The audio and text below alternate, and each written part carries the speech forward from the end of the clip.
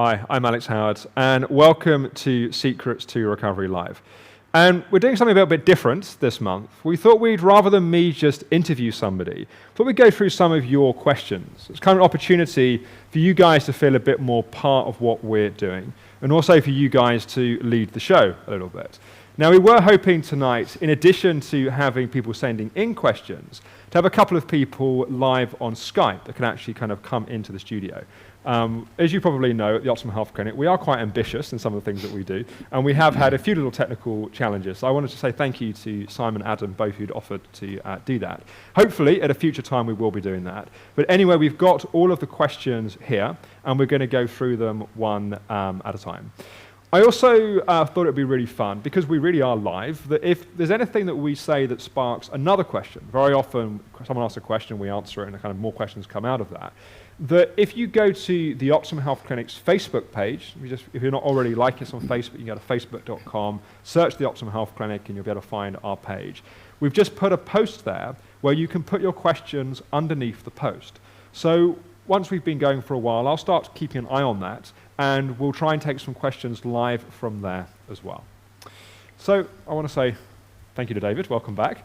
As many of you will know, David was interviewed last month on Secrets to Recovery Live. So the questions really are a response to that interview. Okay. And we'll also, I'm sure we'll go a bit deeper into some of your story, but also towards the end we'll go a bit more into some of the strategic plans, because I'm sure people know David's not just a recovered patient, but also the chairman of the Optimum Health Clinic as well. So, David, maybe as a starting point, first question that we've got, which is from John, and it's a question I think often people that have recovered from ME/CFS get, which is, did you actually have ME/CFS, or were you just burnt out? And let's just kind of broaden this question a little bit. You know, I think that there can be a sense that everyone's experience with ME/CFS is different in a sense. And when someone's been ill for a long time and they hear a story that's different, they think, well, that's not my story. That couldn't happen for me. So I don't know if you want to say anything just about, did you have? Was it real, and kind of, you know, how when you reflect back on it? It was unbelievably real for 3 long years. Yeah. I think the key thing to emphasise for John right at the outset is that, you know, we know from our 11 years of clinical experience and treating more than 5,000 patients, we know just how incredibly complex ME/CFS actually is. Yes. In fact, it's so complex that I think you could argue that there are as many individual sufferers, there are as many different versions, of ME/CFS as there are individual sufferers. So when John says, and quite understandably, that my version of ME/CFS seems to be a bit different to his, well, that could well be the case, because everyone's version is unique. Yes. But I think the other point I would emphasize is that, and I think John was asking about me sounding like I was just burnt out, rather than having a full-blown ME/CFS. I think the key point to emphasize there is that in the vast majority of cases where people are just burned out and just need a rest and need, 6 months or whatever to recover, the main cause of that tends to be adrenal fatigue or adrenal exhaustion. Yeah. Now, with ME/CFS, it's a lot more complex than that. I mean, in my own case, for example, it wasn't just the adrenals, it was the thyroid, it was the digestive system, the nervous system, the mitochondria, it was food allergies, it was a whole bunch of chemical insensitivities, I mean, it was a bunch of very complicated stuff. Yes, and of course, if it had just been burnout, then after 6 months of rest, which you had, you would have started to see signs of improvement. I mean, it's quite interesting just looking at the questions, and this is often, I think, happens when, I'm sure you have this, you meet people that have had ME/CFS, and they quickly want to know, did you experience the same symptoms? And quite a lot of the questions people sent in were, did David have these symptoms? Did he have this? Because people want to know, if you had the same symptoms as me, in the same way, and you recovered, you had the same thing, therefore I can recover. And as you say, it's not the same illness, and that's why it's so complicated. That's why it's so fascinating, but it's also why it's so complicated. I think maybe the trick is to look at that question in a different way, because it's not so much a question of, did you or I have the same version of ME/CFS? It's trying to find the common ground in the ME/CFS recovery journey. Yes. So, for example, there will be a lot of sufferers out there who have a degree of, let's call it, suboptimal adrenal functioning. There will be others who have a degree of suboptimal thyroid functioning. Yes. Same argument with the mitochondria.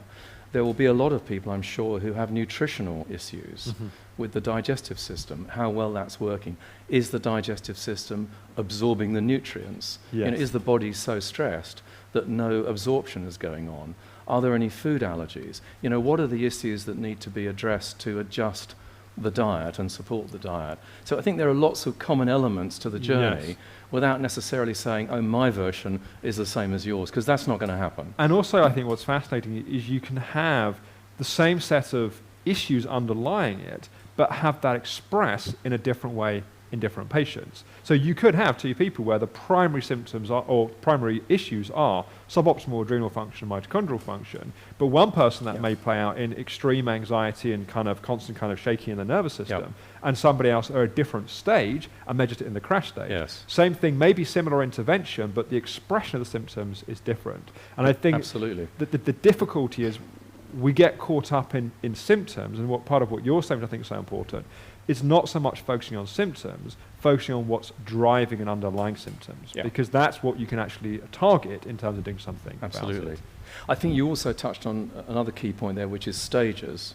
Yes. I'm not suggesting that there are specifically and clearly defined stages to everyone's ME/CFS journey, but there are certain things that we have found to replicate stages in the vast majority of ME/CFS sufferers. So, for example, you have a period, it might be weeks, it might be months, when you are literally so exhausted, so depleted, that the only thing you can do is to sleep.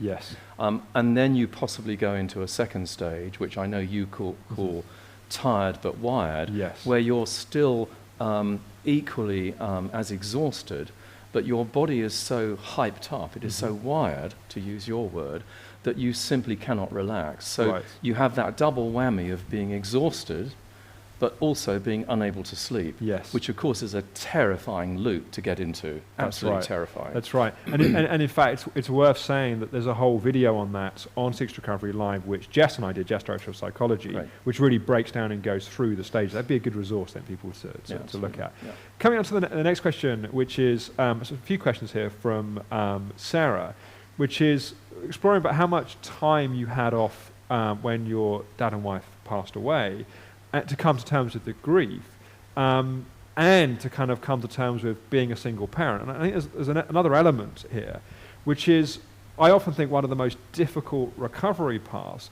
is being on a recovery path where you can't just make your recovery the single most important thing, where you're in the role of caring for a child or another person. Yeah. Because it's like, often the things which are most helpful for recovery are having boundaries, taking time for yourself, resting when you need to rest, when you're suddenly got your schedule driven by the needs of another person. Absolutely. And an even more intense way when your daughter had also lost her mother and you're compensating for that as well.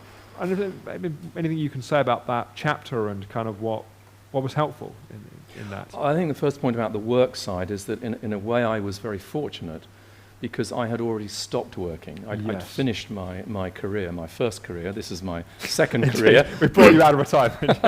I'd finished my first career prior to my father and my wife passing away. In fact, I took the decision to stop working in order to care for my wife 24/7.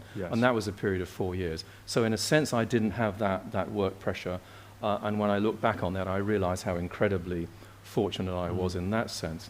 That said, it's not a great combination to be both an achiever personality profile, as you know, as I am, I hadn't noticed that, David, but you had no idea about that, and then at the same time also be a carer personality. It's the whole other subtype. Yeah, absolutely. So to apply the characteristics of the achiever to the carer is a lethal cocktail, because what you're doing is you are, and this of course applied to me for the 4 years, while my wife was ill with cancer. I was simply applying my high achiever, perfectionist, incredibly ridiculously high standards of achievement to caring for my wife. Yes. And so, although of course that was the right thing to do, it was also what contributed to my having ME/CFS, because of course I started to ignore my own needs. Yes. I was simply focused on doing what this very ill and subsequently we knew was a dying person. So that I might have had the freedom of not working, but in a way I was still in the prison. I was still in the tyranny of that high achieving behavior, because I was caring for my wife and my daughter, and also I was supporting my mother, who of course was caring for my father 24/7. And of course, in a sense, one of the things as an achiever is what gives some respite, let's say, to that pattern is at least the illusion, let's say, of control. And when you're in a situation like that and you cannot control what's happening, it's all the more devastating, I think, for those patterns. It's also coming to the kind of next part of the question here around, and maybe we'll come to it a little bit more later as well, but at what point you were able to start work again? And maybe the way to come at it is, at what point you felt you had A, an interest to work again, let's say, and B, had the energy to work again. Because we come back, I think we'll kind of go there and come back again a bit more to some of the kind of recovery story. But there's a kind of, because often those two things can be separate. It's like there can be the wish to be able to do something again, and there's not the energy available to do it. And that can be its own trap for an achiever, that it's like we've been out of the world for a year or two, let's say. Suddenly we start to get ideas, maybe we start to get passionate about new things, and it's like the intent is there, the resources aren't really there to back it up. We start taking on commitments, then we can't follow them through. Now, I know you were very diligent in a sense, and you were very careful. And one of the reasons why I think you had a smoother path than you might have done was how carefully you paced that. But I don't know if you want to say anything perhaps around being an achiever and having the wish to do things, but managing the frustration, let's say, of not having the energy to do those things. That's a challenging question, Alex. Yeah. It's a difficult thing to do. I think the two components in my journey which enabled me to get to the point where I had sufficient energy and motivation to start working again. And by the way, I don't really consider the work that I do for the Optimum Health Clinic to be work in the normal sense, but that's another issue. I think there's a lot of hours and energy that goes. There's a lot of hours and energy, but it's a passion, really. Yes. And it's a passion in the sense that, I consider myself to be incredibly fortunate to have recovered fully, but incredibly fortunate to have been able to afford to pay for private treatment. Yeah. And we know from our own research that 93% of all of the individual sufferers who contact us don't proceed with treatment because they simply can't afford it. Yeah. So I was in the incredibly lucky 7%. Yeah, and I think it's worth saying we're going to come a bit later to some of the strategic points around this. And also there's a question that's coming up as a kind of preview around, if you didn't have the resources, if someone doesn't have the resources you have, how can you kind of navigate? We'll come back to that. We'll come back to that in a little bit. Yeah. Well, I think the two things to emphasize are, firstly, the psychological dimension, and then the nutritional therapy and functional medicine dimension. Yes.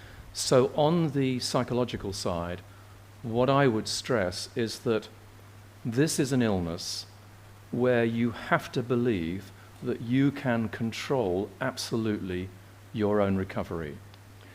Now, when I first had that realization, I wasn't wholly convinced by it myself. I thought, hang on a second, that sounds a bit unrealistic, that sounds a bit ambitious. But as I got deeper into the awareness of that and how to actually do it, I became absolutely convinced that that was the secret psychologically. I just believed that I could control it. So the question is how? You have to start with awareness. You have to be aware of, and we were talking about this earlier, the type of personality profile that you are. In my case, the high achiever with the, the carer tagged on as well. You have to understand how it is that you behave as a high achiever. Yes. You have to be able to analyze each time you find yourself behaving in a particular way. You have to be able to analyze, why am I doing it like this? Why am I so obsessed about A, doing this particular task, and B, doing it to such a high level of quality or perfectionism? And then you have to be able to deconstruct what is actually driving you to do that. And it might be a very small thing. It might be, for example, maybe I'm in a taxi this evening coming here, and this is actually true, and the traffic in Kentish Town, as usual, was appalling, and I'm starting to look at my watch. You were surprised that the traffic in Kentish Town was bad? No, I shouldn't have been surprised, but I was in an Uber, and anyway, that's a long story. You know, why was I starting to get a bit anxious? Yeah. Well, I was starting to get a bit anxious because I had a deadline, and because I didn't want to let anyone down. I wanted to be here on time so that I could add some value tonight and hopefully help some people. So you have to be able to analyze each thought and each behavior. Mm. And then, of course, you have to be able to track it back to the original drivers. You know, what were the original drivers, you know, for my personality? And for all of us, that goes back to our upbringing. That goes back to the environment in which we grew up. Now, I'm not going to go into any detail about that personally now, but I'm just mentioning that so that you can get, also our viewers can get the degree of analysis that is involved, that you've got to go through in order to arrive at a point where you are so aware that the moment you start thinking an anxious thought, you can immediately figure out what is causing that. Yeah. And because you know what's causing it, you can immediately manage it out. And I think, you know, you may remember, and I've got this phrase that I use a lot, that if you can see it, you don't have to be it. And correct. The more you can see what you're doing, the more you have the potential to do something to change it. Interesting, because you mentioned control, and I think control is an interesting thing, because in that moment, you couldn't control the fact that the traffic was bad and perhaps the route the driver was taking, where you could have suggested something different, I guess. But you can't ultimately control it. And that's true often in life. Someone's having a crash or a relapse. You can't control that's what's happening. But I can control my behavior and my reaction. That's right. You can choose your response, and you can also influence the medium to long-term direction. And we have a lot more influence over where we're going sometimes than where we are in that. It's often very true in business. Like, things come up and it's not the outcome you want, it's frustrating or whatever. It's like, you know, we wanted to do the Skype integration tonight. I won't bore people with the detail of what happened, but it's a whole kind of thing with that. And, you know, we do an amazing job on a low budget in terms of kind of what we're doing. But can we control it tonight? No, we can't. Can we take steps next time to have more time to kind of check things out and get a bit more support and guidance? Yes, we can. And I think in the recovery path, we can get very caught up in what's happening in a given moment, rather than realizing, as you say, we can change our response in that moment. But what we can also do is we can take steps, like next time you could have left a bit earlier, or you could have taken different. So we can change things for the future. And I think taking that pressure off ourselves, and we've got those whole achiever patterns, pushing patterns, anxiety patterns, and to step back is also, I think, a very helpful strategy. There's a further level to take this idea of control, I think, and that is that the specific techniques that I found incredibly helpful in learning how to believe that I could control that recovery were, for example, you have to learn how to be your own medical detective. Right. The strategies, the nutritional therapy strategies, the functional medicine approach, and so on, that you guys offer here at the clinic are essential. But they are not the only piece. You've got to take what you learn from the nutritional therapists here, and then you've got to listen to your body. You've got to be your own medical detective. You've got to learn how to listen and to figure out what is working and what isn't. You've got to have a tremendous amount of patience, and you've got to be prepared to do a lot of trial and error. For example, you may be given, in addition to your nutritional strategy, a bunch of supplements. Mm-hmm. They may be the right supplements. They probably will be. But just because they're the right ones in principle doesn't mean to say that taking them all at once is necessarily exactly what's required for you at that stage. It may be that your body is in such a messed up state, it's so stressed, your digestive system is in such a mess that it simply cannot cope and absorb all those nutrients at one stage. So you've got to stagger them, you've got to maybe do one at a time, you've got to try different dosages at different times, and you've got to see what happens with that one supplement before you go on to supplements 2, 10 and 20. And one of the things that just talking on supplements that's so fascinating as an organisation is that on our supplement sheets, we very clearly say the importance of starting slowly. We say it in consultations, we've said it on Secrets to Recovery in various places. And what's extraordinary is because of the achiever patterns that people have, how many people either just delete that, just don't see that information, even though it's there, or they just go full on into it. And normally that doesn't work. It normally shocks the system, and it's too much. Well, I mean, the fundamental issue here is that when you approach your ME/CFS recovery, you actually need a completely different mindset to the medical mindset that we have all grown up with in this country. I'm not saying there's anything wrong with it, but it's the one that we've become used to. We go to our GP, we say, here's a symptom, the GP says, here's a drug. We go away feeling psychologically better, we take the drug, and we believe it's going to work. With ME/CFS, the world is so much more complicated, and B does not necessarily follow A in the same way. And you've just got to do so much experimentation. Yeah. And of course it puzzles the medical world, so of course it puzzles us that don't even have any knowledge. When I say us, I mean as a sufferer. Yeah. And that's where you learn, and that's one of the key things on the path to recovery. Put it in one of my kind of phrases is that the breakthrough at one stage becomes a limitation at the next stage. And so the breakthrough might be recognizing the importance of nutritional therapy and supplements may even be really helping, may take you a long way down the path of recovery. And sometimes there's a point, actually the body needs to learn to function without supplements. Same can be true on the psychology side. Sure. You can get great value from pacing, really being careful, especially if you're coming from stage 1 to stage 2 towards stage 3. There's a point, though, that too much pacing actually reinforces a whole anxiety pattern and causes a new set of problems. And that's going to be very difficult, I think, when we're used to in life. You get a certain model of the world, and that's how the world is. And most of the global problems we have are differences in worldview, and people just get stuck in a worldview. To recover from ME/CFS, you have to change your worldview often several times. Absolutely. You go from valuing striving in the world to valuing healing and recovery. That's a big shift in perspective. Exactly. But then you have to go from not being so focused on your recovery to coming back into the world. That's another step, And so it's very important to remember that just because something's been immensely helpful at one stage, it may not be helpful at the next stage. So what may have really helped you, for example, in your career be successful, which was to strive and to drive and to be ambitious and be driven, when it came to taking supplements, was a completely the wrong approach. That you had to find a different way of coming at it.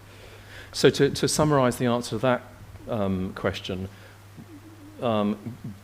getting to a point where there was sufficient energy and interest to work again was driven by the nutritional therapy strategy, by calming down the nervous system with the clinic's psychology therapies, so that the digestive system got to a point where it could actually absorb the nutrients from the diet and the supplements. Yes. And the second major piece was getting to the point where I believed, without qualification, that I was totally in control of my recovery.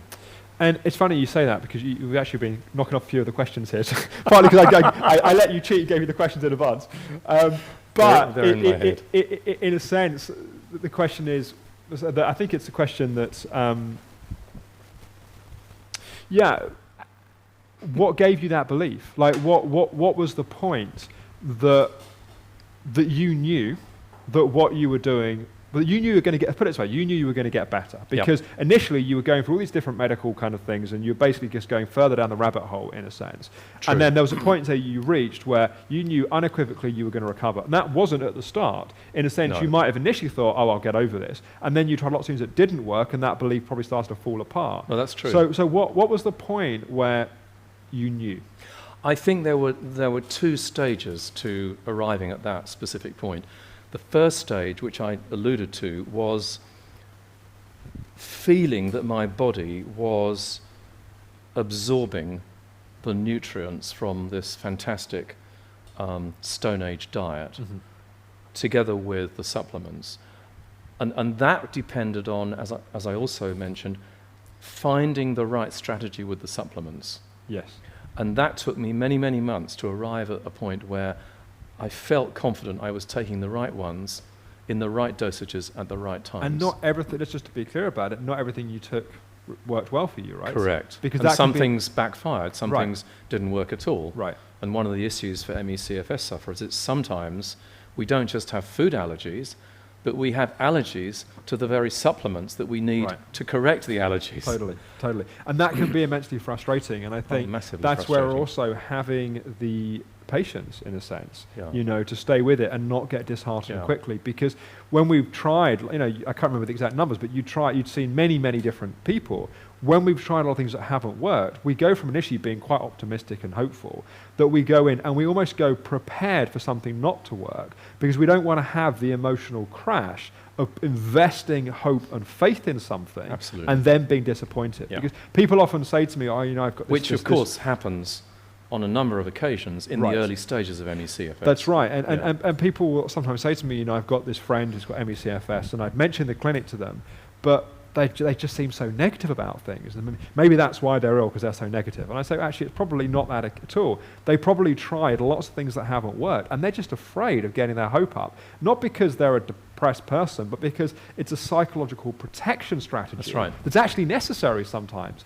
to go in. And also, we've all, in the early days, gone in and been promised miracle cures and tried things, and you have to develop a healthy cynicism to actually make intelligent choices around it. That's right. But then it's having that filter work in an appropriate way, because of course the danger is then we start to filter out things that could be helpful. So the second part to the answer to that question is, when I knew that my body was doing the absorption and everything to do with the digestive system and the bowels were starting to work normally again, I could feel that. I just thought, this feels like something is approaching normality here. The second part was when I had the tools and the confidence to manage my behavior and to manage my anxieties. When I had got to the point where I could, as I mentioned earlier, identify the thought, identify quickly the anxiety that was immediately attaching itself to that thought about however tiny a thing, and then figure out why I was, what were the drivers of the anxiety, and then be able to manage and control, and in fact manage down that anxiety. When I got to that point, using the many techniques that you gave me in my sessions with you, combined with a lot of yoga and combined with a huge amount of meditation, when I got to that point where I knew I could meditate for 20 minutes or 30 minutes and emerge from that meditation completely calm, completely aware of why I had been stressed.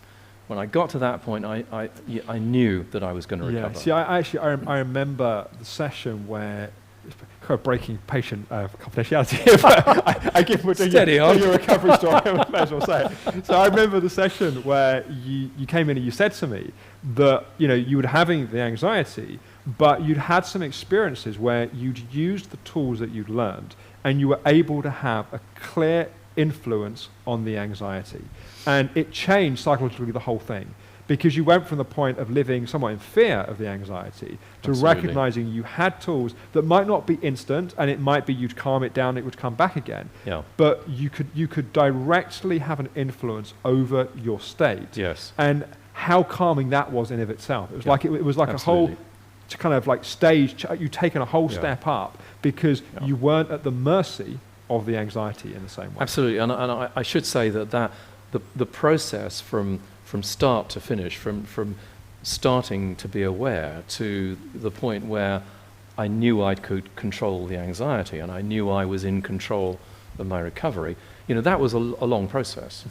And it was many many months, and again it took a huge amount of patience and diligence. I mean, to give you an example, sometimes I would be meditating 5 or 6 times a day. In fact, a typical day was taken up more by meditation than anything else. It was meditation and eating. Well, and it's like your day was punctuated by that, Absolutely. And I think that's a good example of what's at stage 2 is really important, because stage 2 is all about calming down your nervous system. When you get to stage 3, the trouble is, because you're having to do all these meditations in the day, it becomes quite hard to function in the world. And they can feel like a kind of crutch, that if I don't do my meditation, I'm going to have symptoms. And it becomes important to start at the right time, the right stage, to start letting some of those things go. I'm just noticing the time, and as always, you're getting a bit carried away here. So, funnily enough, we are getting to a lot, although I'm not asking directly, we are getting a lot of people's questions here. But I did just want to, there's a specific question that Simon asked, who was going to be on Skype. I want to make sure we get to, because he was kind enough to kind of agree to Skype in. And again, it's a question a lot of people have, which is, how did you deal with skeptical opinions about the condition? So, I ignored them. I completely ignored them. So say a bit more. Because that's not easy to do, though. So that's not easy to do, but I was absolutely clear, and I'm sure everyone else who's listening, everyone else who's had this illness, was in the same place. I simply wasn't prepared to believe what GPs were telling me.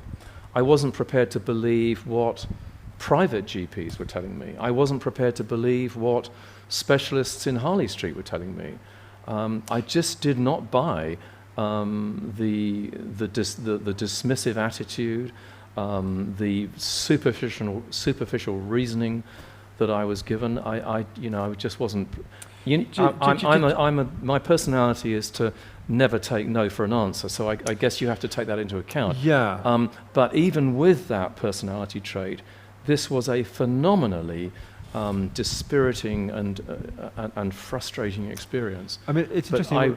Maybe let's come back to that point in a second. But it's interesting because it's a certain quality of leadership to be able to trust your judgment over what everyone else. It's part of what a leader does. Everyone's saying the ship's going down. A leader says, "No, I can see a path, and we're going to get through it." And I partly say that as a CEO. This is part of what you have to learn is to trust your own instincts around things. And you'd had 30 years of experience of learning to kind of drive through change management, to drive through kind of leading on a decision.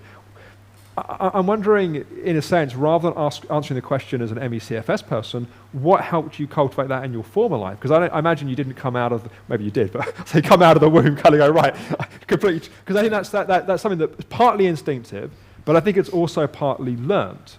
And I don't know if you've got any, perhaps from your kind of corporate days, any tips around learning to trust your own instincts and to kind of act upon that. If you were coaching someone in an organisation that you had two simple techniques I would suggest, which served me well in my 37 years of corporate experience. Forgot 7 or 8. Right.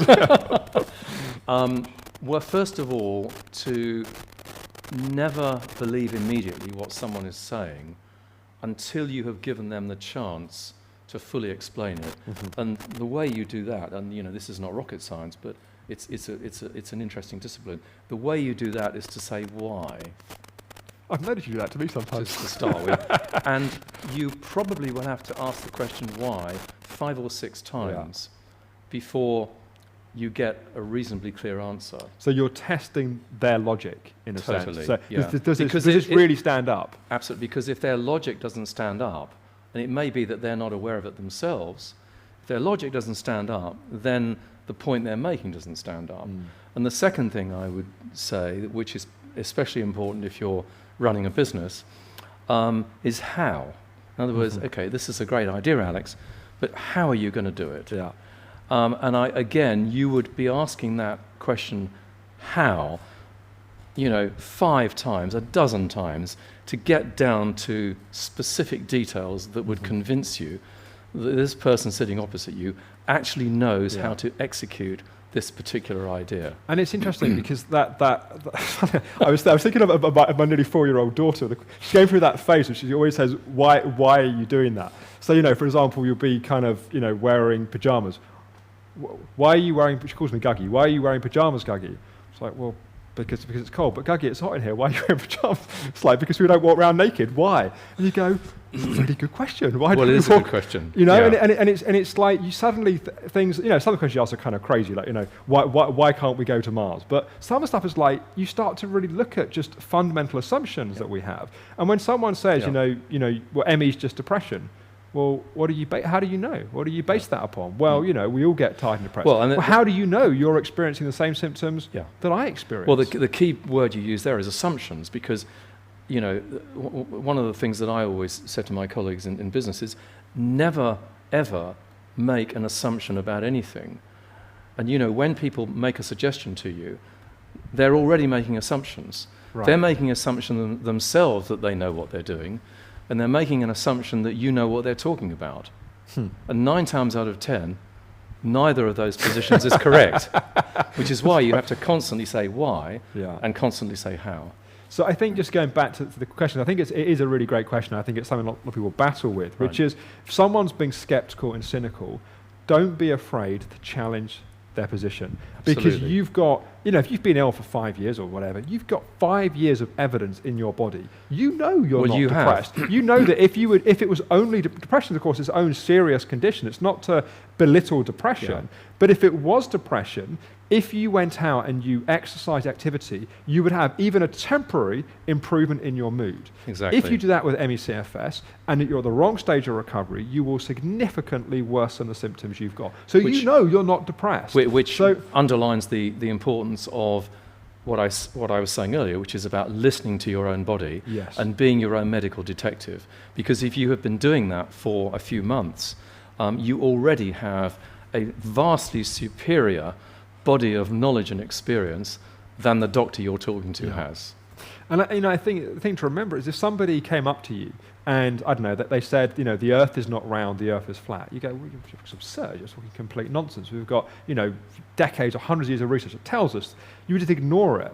And yet someone comes up and says, ME/CFS is not real, and we get triggered by it, and we have this, so rather than just going, well, it's absurd, you're just talking absolute nonsense, there's an emotional reaction that is actually unnecessary. And of course it's frustrating and it's difficult, but when we can really trust our own experience, and I think also take the time to educate those people around us.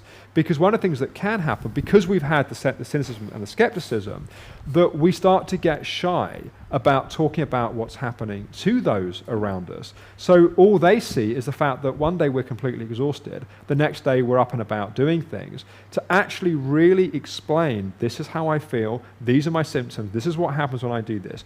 I very much encourage people to write, and if you've got friends and family which want to support that struggle, take the time, write them an email, write them regular updates. This is the stage I'm at. And if they want to do reading, send them links to, if you've got to log into Secrets to Recovery, send them your login, send them links so they can look at things.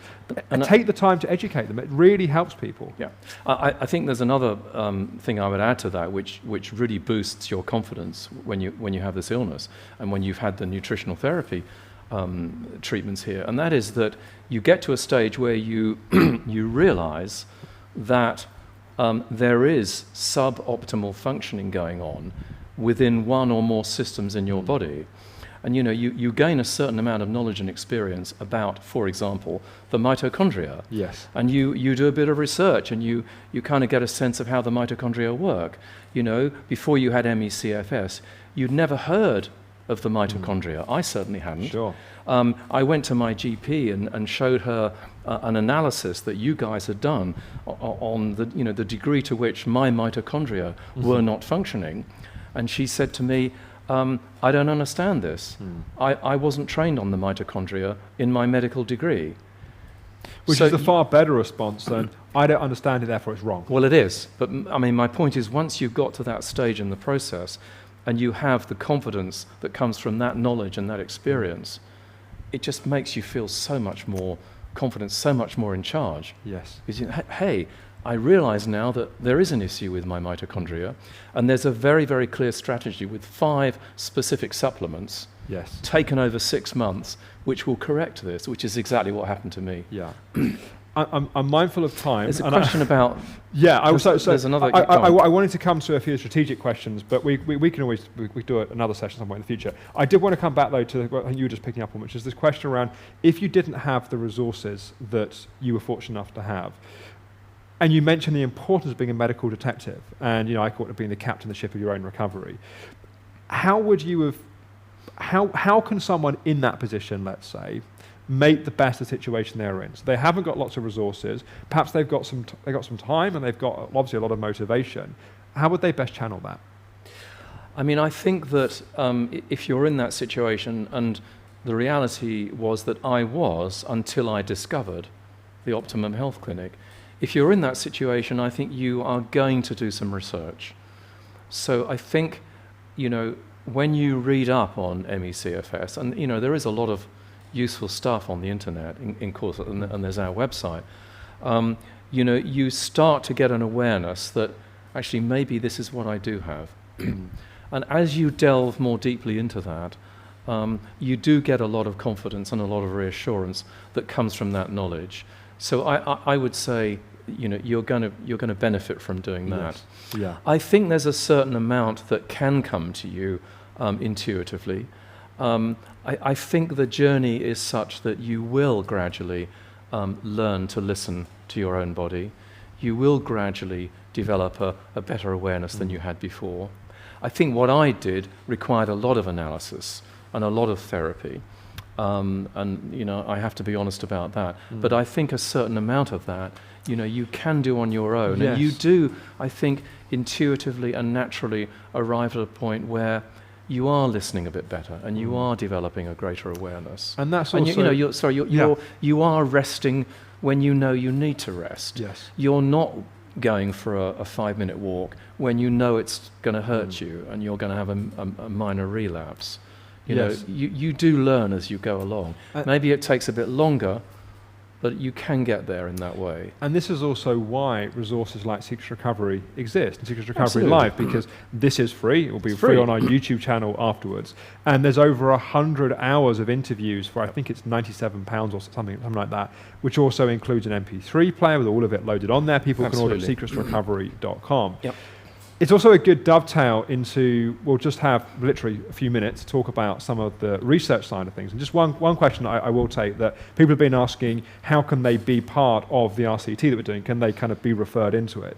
And just 2 things on it. Firstly, we don't get to select who's in the treatment groups simply because it's got to be referred via the NHS. Yeah. Otherwise, we could bias the whole study and just pick our favourite patients and put them in. It's got to be randomised. Exactly. And secondly, we don't know yet which the NHS centres are that will be referring people. So we're still putting together that recruitment element. And at that point, it will be unlikely that people will be able to go to a certain NHS centre and say, I want to be referred into this study. It needs to be naturally occurring patients coming through the NHS.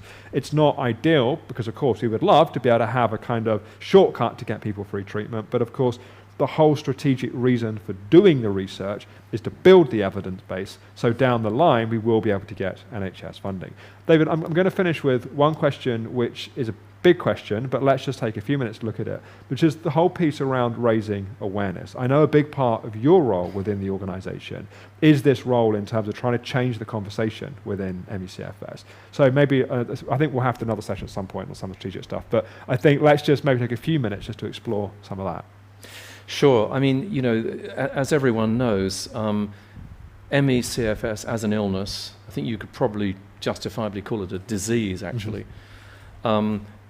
In comparison with other major chronic illnesses like Parkinson's disease, like multiple sclerosis, and all the other big ones, it's under-advertised. It's people are not aware of it. There's very poor understanding. It's underdiagnosed. We believe that there are many people out there who have the illness and are not diagnosed. So that general lack of awareness and understanding is something that we feel here and that I feel passionately about in my role as chairman. I need to fix that. I need to lead the charge in the years ahead to change the nature of the public debate, the public conversation about MECFS. We need to educate people on the horrors of this illness. We need to change their understanding and awareness.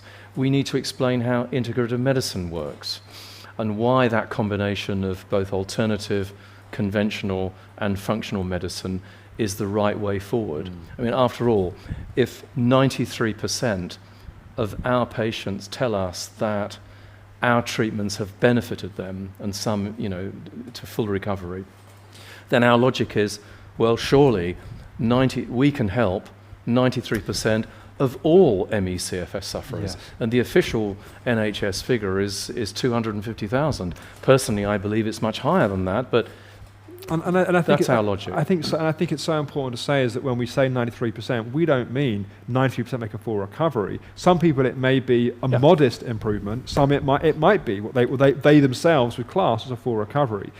The important point is though is that we seem to help a lot of people. don't have all the answers. And I'd be horrified of anyone thinking that we think we do have all the answers. But when you've worked with 5,000 patients over 11 years, and you've studied it in the way that we have, of course there are patterns, and there are some people which, they're fatigued and burnt out and a little bit of time and they recover naturally. Others have very complex medical issues that are going on that science is only beginning to understand. Absolutely. And we certainly don't claim to sit here and go, we understand that whole spectrum of what's going on. But even if someone's very severely affected, even if we are unable to target the core mechanism in that case that's going on, there are still strategies that will help that person better live with what's going on. Absolutely. I mean, I was at a meeting at the House of Lords the other day, and I made those 2 points very clearly. One, we do not pretend to have all the answers, far from it. This thing is way too complex for anyone to be able to claim that. But secondly, we do have some answers. Yeah. We do have 11 years of experience of some strategies that work time and time again. And that's the message we need to get across. Yeah. David, I'm seeing the clock. I'm thinking if we were going for an hour and a half, this is like warming up. Got going. I know. Well, we'll continue over dinner, just the two of us. But thank you, David. And thank you everyone for watching. I think we got to most of the questions, although it wasn't kind of question, answer. I think we covered most of what was there. Thank you for watching. If you want more information on the Optum Health Clinic, you can go to theoptumhealthclinic.com. You can request a free information pack, book a free 15-minute chat on our beautiful new website, which we're very, very proud of. Continually developing and new content coming all of the time.